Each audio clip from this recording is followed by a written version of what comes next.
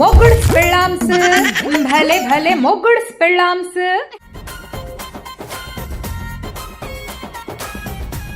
ఏంటే గుడికెళ్ళి తొందరగా వచ్చేసావు?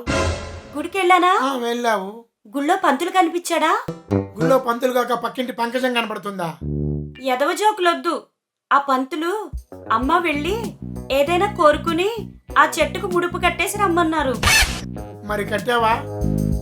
కట్టబోతూ దేవుడా నా మొగుడు 10 కాలాల పాటు సుఖంగా ఉండాలని కోరుకుంటూ ముడుపు కట్టకుండా వెనక్కి తిరిగి వచ్చేసానండి.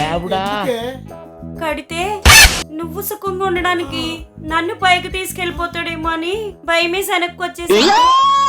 నేను సుఖంగా ఉంటాను, నీకు ఇష్టం లేదా? అప్పుడు నేను పోయినా పర్లేదా? అంతేలేండి, మీరు వరిస్ట్ వేస్ట్. నీకు అరెస్ట్ అయింది కదా, ఎన్నైనా అంటావే. చిచ్చి, మిమ్మల్ని చేసుకునే కన్నా ఏ రాక్షసుడిన పెళ్లి చేసుకుంటే బాగుండేది. కరెక్టేనే, ఏ జాతి వాళ్ళు ఆ జాతి వాళ్ళని ముగ్గురుగా కోరుకోవటం సహజం. అంటే నేను రాక్షసునా? వద్దులే, కొన్ని నిజాల్ని గొంతులోనే దాచుకోవాలి. అసలు నేనంటే మీకు ప్రేమే లేదు. ఆ మాట అనుకో, నీ మీద నాకు టన్నుల కొద్ది ఉందే లవ్. అసలు సంసారం అంటే మీ దృష్టిలో ఏంటిది?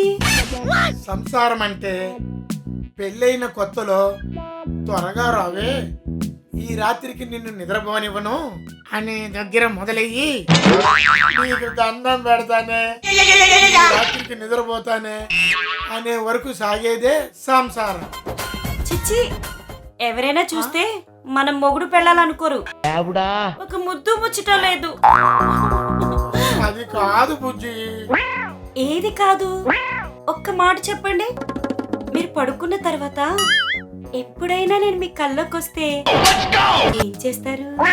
హనుమాన్ చాలీస్ చదువుకొని అటు తిరిగి పడుకుంటాను. నీ బతుకు చెడ కన్నా మూలశంకర్ గడి బెటరు. వాళ్ళ ఆవిడ కోసం రోజు 3 మల్లెపూలు తెస్తాడు. తెచ్చి అవి దాని తల్లో కాదు చెవులో పెడతాడు. వారానికి 2 సార్లు సినిమాకి కూడా తీసుకెళ్తాడు. కాసేపు అయినా అది నోరు మూసుకొని సినిమా చూస్తుందని. 10 రోజులకు ఒక పట్టు చీర కొంటాడు. వారి సొమ్మేం పోయింది, వాడు పనిచేసేది చీరల షాప్ లో, అక్కడ కొట్టకొచ్చి ఇక్కడ కట్ట పెడతాడు. అంతకు ముందు దానికోసం వందల కష్టాలు చేశాడంట. నీ బొంద. ఇంతకు ముందు వాడు బ్లడ్ బ్యాంక్ లో పనిచేసేవాడట, అక్కడ జీతంతో దాంతో జీవనం సాగించేవాడట. ఇంటికి రాగానే పెళ్ళని ఒళ్ళోకి కూడా తీసుకుంటాడంట. మీరు ఉన్నారు, అలా ఎప్పుడైనా చేశారా? వద్దే, ఒకసారి అలా చేస్తేనే వాళ్ళు తిట్టుకోవటంతో మొదలయ్యి కొట్టుకోవటం వరకు సాగింది వాళ్ళ స్టోరీ.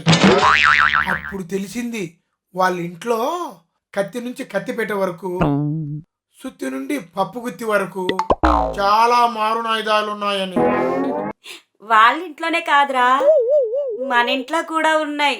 అవన్నీ నీ నెత్తి పగలగొట్టడానికి సుత్తి కూడా ఉంది, తెస్తా.